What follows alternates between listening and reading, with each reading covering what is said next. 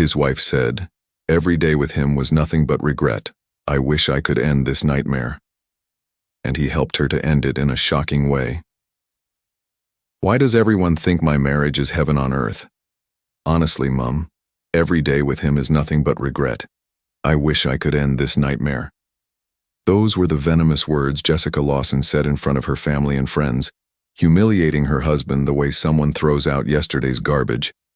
She had no idea the man sitting quietly across the table had already decided to give her exactly what she asked for, in a way she would never forget. What happened next will make you question everything you believe about love, pride, and emotional revenge. Viewers, what would you do if your wife called you a regret and a nightmare? How would you handle it? Drop your thoughts in the comments. The living room of the Hendersons glowed with the soft golden light of celebration. Crystal glasses clinked, laughter echoed, and the air was filled with the scent of roasted lamb and jasmine candles. It was a night that marked 40 years of love, Jessica's parents, Harold and Evelyn, renewing their vows surrounded by family. And at the far end of the table sat Drake Lawson, Jessica's husband of 3 years, the man who looked like he belonged nowhere else but by her side. He had arrived early as always, carrying a bouquet of lilies for her mother and a bottle of Merlot her father loved. His shirt was crisp, his hair combed neatly, his face calm, so perfectly put together it almost felt rehearsed. Jessica, on the other hand, was restless, her smile a mask that cracked every few seconds, the kind of restlessness that only grows when the person sitting next to you has become a mirror of everything you want to escape. Dinner flowed easily at first. Her father spoke about the secret of a long marriage, patience and respect. Her brother joked about inheriting neither. Laughter rolled across the table. Then Evelyn turned to Jessica, eyes glowing with maternal pride. "I must say, darling," she said, resting her fork on the china plate, "marriage suits you beautifully. You're glowing. Drake must be taking good care of you." Drake smiled softly, lowering his gaze. Jessica froze for half a second before forcing a laugh. The sound cracked midway. Her mother went on, "It shows in your skin, in your eyes, you look happy." And that was the moment, the spark that lit the fuse. Jessica dropped her fork. It clattered against the porcelain, the sound slicing through the laughter. "Why does everyone think my marriage is heaven on earth?" she said suddenly, her tone sharp, trembling, almost brittle. The table fell silent. Across from her, Drake blinked. He pressed recording on his phone. Her father frowned. "What do you mean by that?" Jessica stared at her plate. "I mean..." She took a breath, the kind people take when they're about to ruin something they can't fix. Every day with him was nothing but regrets. I wish I could end this nightmare. A stunned silence spread like wildfire. Her mother's face drained of color. "Jessica, what are you saying?" Her mother reached for her hand. "My poor child," she whispered. "You've been suffering, haven't you? Tell me, has he hurt you? Has he been abusive?" Jessica's lips parted, but no words came. Evelyn's voice softened even more. "You don't have to endure it, my dear. You can stay with us as long as you want, until you're emotionally stable." The air thickened. Drake finally looked up. His eyes weren't angry. They were empty, the kind of emptiness that comes when love finally gives up fighting. He stood up slowly, took his car keys from the table and said quietly, "Don't bother coming back. I'll have your things delivered tomorrow. As far as I'm concerned, I'm ending your nightmare so you won't live in regret anymore." The chairs creaked as he walked away. Jessica's mother gasped. Her father called his name, but Drake didn't turn back. For a long while, no one spoke. Only the ticking of the grandfather clock filled the silence. Then her sister, Natalie, leaned forward. "Jess, what on earth was that? What's going on between you two? Did he cheat? Hit you?" Jessica exhaled, her voice laced with bitterness. "No, he's just boring. Too predictable. I'm still young. Am I supposed to spend the rest of my life with a 2-minute man?" Her words dropped like stones into still water. She continues, "That's why I'm back together with Roland." Her father slammed his fist on the table. "Enough. You cheat on your husband with your ex and stand there bragging about it? You should be ashamed." Jessica's mother covered her mouth, tears filling her eyes. "Jessica, please tell me you're not serious." Jessica shrugged, defiant but trembling. "At least my ex knows how to make me feel alive." Her brother, seated beside her, snapped, "Do you even realize what you've done? That man pays my tuition. He supports this family. You're destroying the only person who's ever helped us."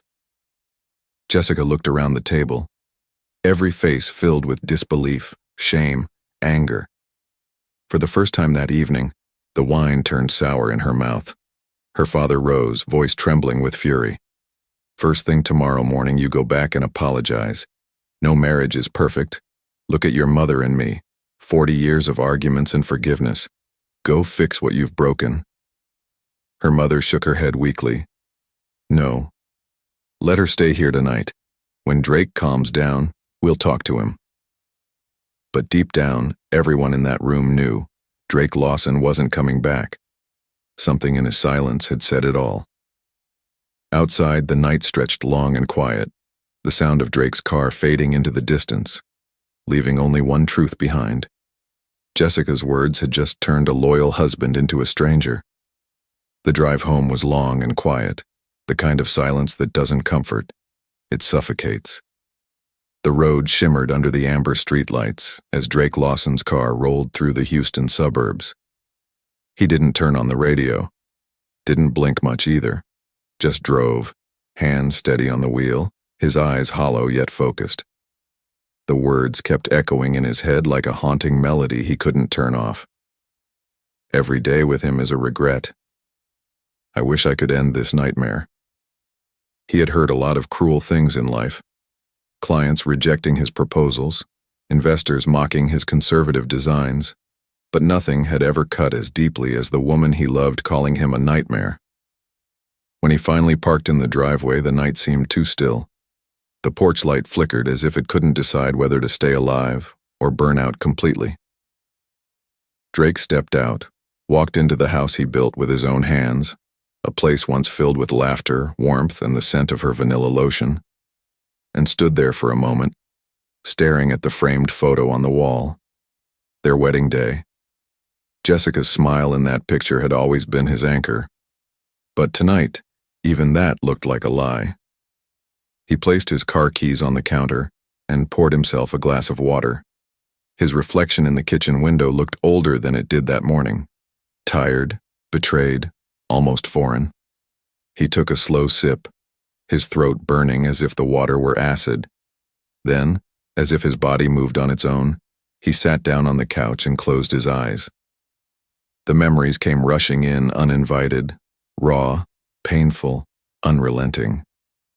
He remembered how he covered her father's medical bills when her family couldn't afford them.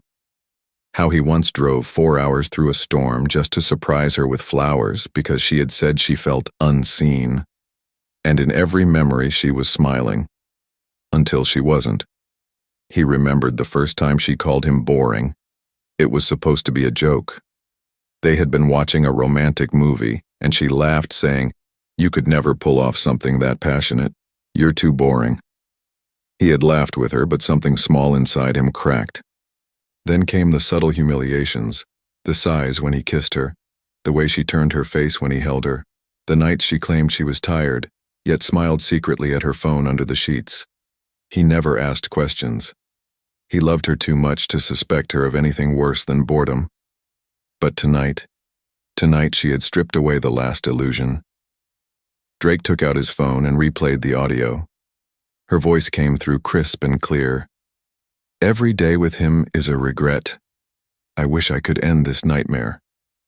He paused it halfway. The irony wasn't lost on him. She wanted to end the nightmare. He would give her that. He leaned back, staring at the ceiling fan spinning lazily. For the first time, he felt nothing. Not anger, not sadness, just emptiness. The kind of numbness that comes when you finally accept the truth. Love cannot save someone who doesn't want to be saved. When the clock hit 2 a.m., he stood up, his movements deliberate. He walked into the bedroom, the same one where Jessica once whispered forever, and opened the closet. One by one, he began to fold her clothes neatly into boxes. Her dresses, her heels, her favorite lavender perfume, all packed with quiet precision. He paused when he reached her wedding dress hanging in a garment bag. His hand brushed over the fabric. A small smile tugged at his lips, sad and almost ironic.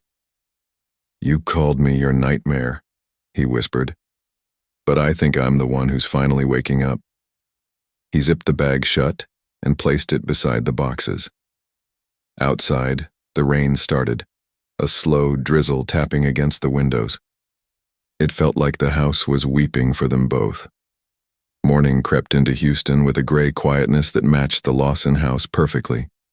The clock on the wall read 7:20 a.m. when Drake opened his eyes, but he had barely slept. Not because of pain, because of decision. His mind had already accepted what his heart was still catching up to. It was over. He walked to the kitchen, made black coffee, and leaned against the counter as sunlight fought through the blinds. The house felt larger than ever, echoing with the kind of stillness that used to feel peaceful but now felt hollow. There was no sound of Jessica's humming from the bathroom, no scent of her perfume in the air. The absence was louder than any argument. He picked his phone and called his lawyer to meet in his office by 10 a.m. At her parents' house across town, Jessica was in her old room, still in her pajamas, scrolling through her phone. Her eyes flickered to Drake's chat window again and again, waiting for that apology text she was sure would come. "He'll come around," she kept telling herself. "He always does." Her mother knocked softly before entering. Evelyn sat at the edge of the bed, her voice gentle but firm. "Jessica, I couldn't sleep. What you said last night." She paused, choosing her words carefully. "You broke that man in front of everyone." Jessica frowned. "Mom, you don't understand. Drake doesn't make me feel like a woman anymore. I can't spend the rest of my life pretending." Evelyn shook her head. "Your father stayed up half the night pacing. He said you'll ruin yourself if you don't fix this." "Fix what?" Jessica snapped. "I'm not the one who made me feel dead inside. I tried, Mom. But you don't know what it's like living with someone who can't even satisfy you." Evelyn flinched. "Jessica." "I'm serious," Jessica said, her voice rising. "I'm 32. Am I supposed to grow old next to a man who finishes before I even start to feel anything?" Her mother's eyes watered with shame and disbelief. Before she could answer, Harold's voice came from the doorway, cold and heavy. "Enough." He stepped in, his face pale with disappointment. "You cheat on your husband, humiliate him, and now you mock him in front of your mother? You should be thanking God that man hasn't thrown you out on the street." Jessica's anger faltered for a second. "Dad, you don't understand."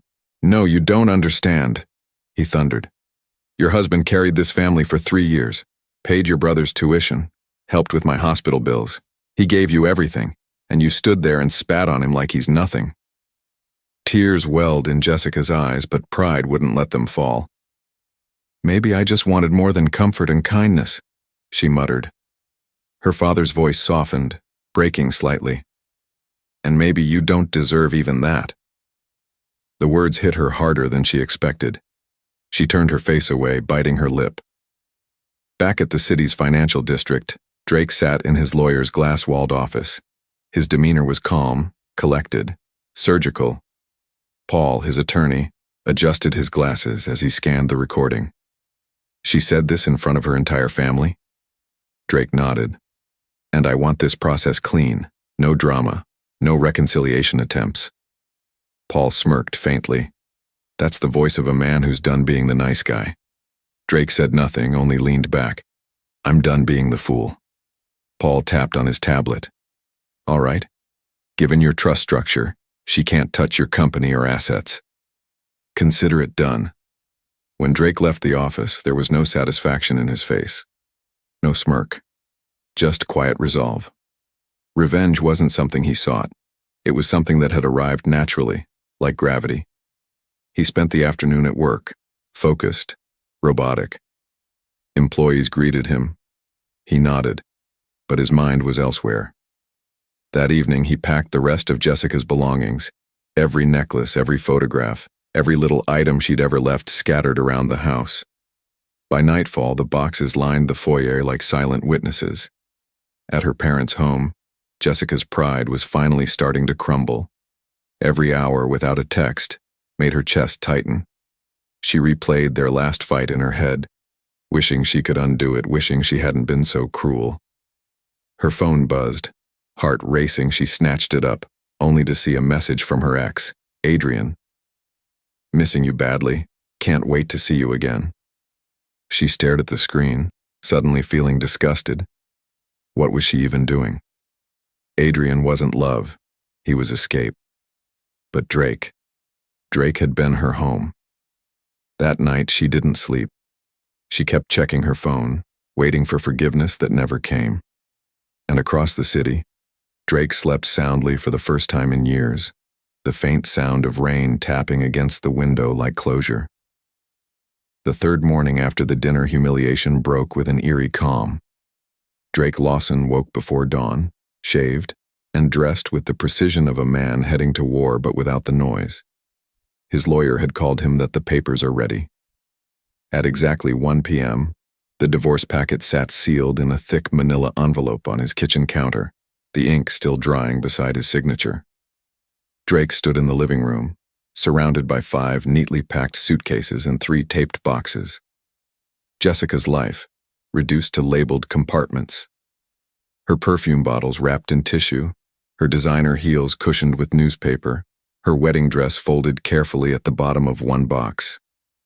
There was no anger in the way he packed, just precision. Every fold, every zip, was a quiet goodbye. When the Uber driver arrived, a gray Toyota pulled smoothly into the driveway. The young man stepped out, cap tilted, looking uncertain when he saw the pile. "Afternoon, sir," the driver said. "You need help with the luggage?" "Yes," Drake replied calmly. "These go to this address." He handed him a slip of paper with Jessica's parents' home address written in firm black ink. Then he picked up one suitcase himself. Together they loaded the trunk, the air heavy with the soft thuds of closing car doors.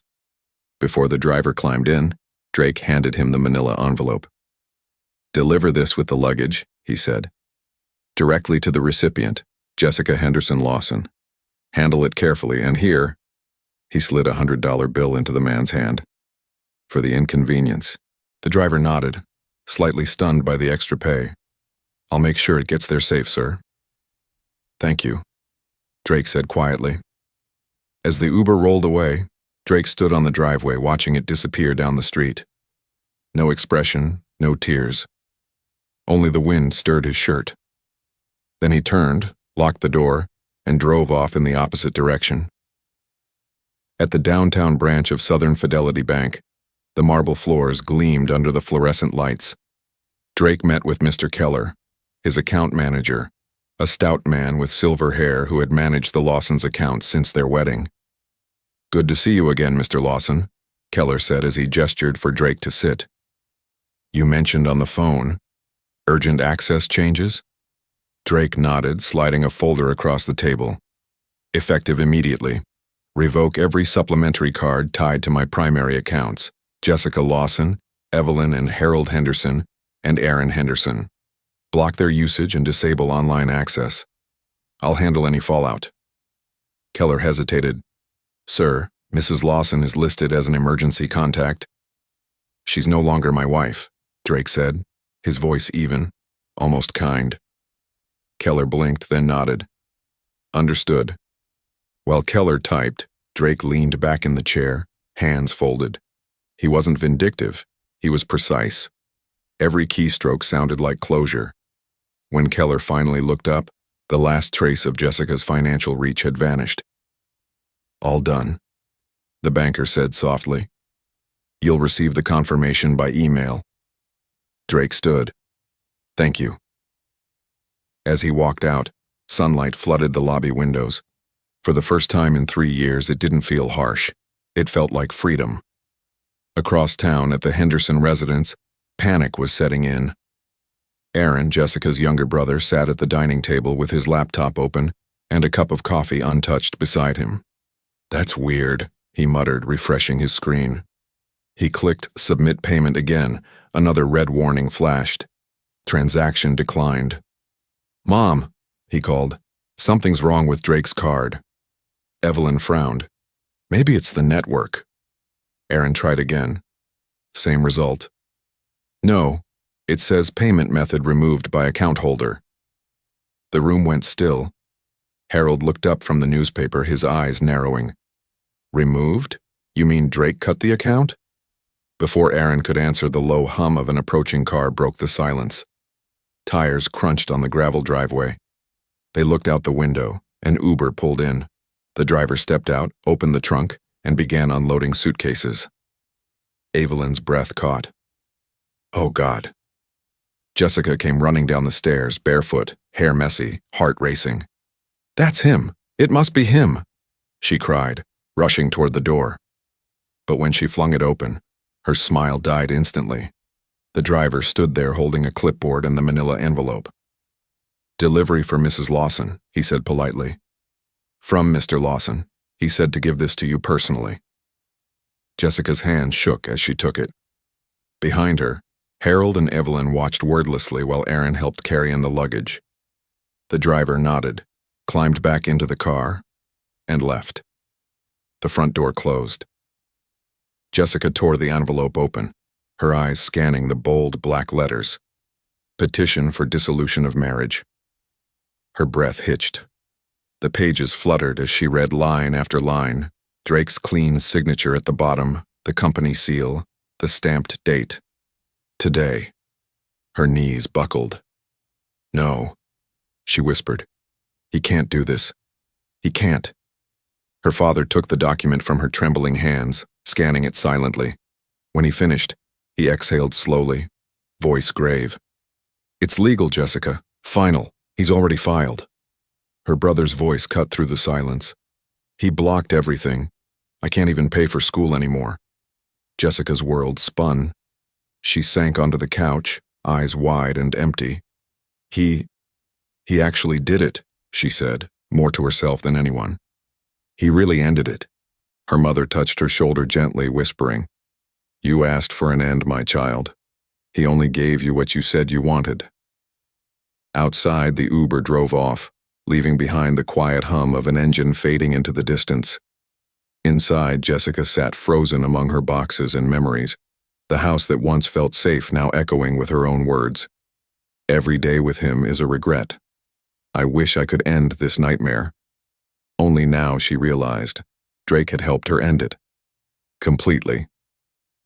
For 3 long seconds, she couldn't move. Then something snapped. She grabbed her handbag and rushed out the door, ignoring her mother calling after her. Her heels clicked against the driveway as she jumped into her car. Tears blurred her vision, but she drove anyway, through red lights, through traffic, through shame. Every breath she took came out as a sob. Her mind screamed one thing over and over. He can't mean it. Drake can't mean it. He always forgives. She pulled into their street just as dusk was settling, the sun bleeding orange across the horizon. His black sedan was parked neatly in the driveway as usual. Her heart leapt. "He's home," she whispered to herself, wiping her tears with trembling fingers. "Thank God he's home." Jessica hurried up the path, her pulse hammering in her ears. The porch light flicked on automatically, washing her face in warm gold. She pressed the bell, waited, then knocked. Harder, louder. "Drake!" she cried, voice breaking. "Drake, please open up! It's me!" Inside, she heard the faint sound of footsteps. The door opened halfway. Drake stood there, casual in a gray t-shirt and jeans, his expression calm but unreadable. His eyes met hers, and for a brief moment she saw the man who used to make her feel safe. Her breath hitched. "Drake?" she began softly. "Please don't do this." I, I didn't mean what I said that night. You know me. I talk too much when I'm angry. Please, just let me explain." He didn't answer. He leaned against the doorframe, arms crossed, listening. "I was stupid," she went on, her words tumbling over each other. "I was embarrassed, okay? I just wanted to sound strong in front of my family. I didn't mean any of it." His gaze didn't waver. "You didn't mean it," he repeated quietly. "But you said it. Every word." Jessica shook her head violently. "I was drunk. I was emotional. You were honest," he interrupted. His voice was calm, but his eyes were tired, hollow. "You said every day with me was a regret. You said you wished you could end the nightmare. So I did what you wanted, Jess. I ended it." Her throat tightened. "No," she whispered. "No, please, Drake, don't say that. Don't talk like it's over." She stepped closer, her hand reaching for his. "You're the best thing that ever happened to me. I swear I'll change. I'll fix everything. I'll never disrespect you again. Just give me one more chance." He looked down at her hand on his, then slowly pulled away. "Do you remember that night, Jess?"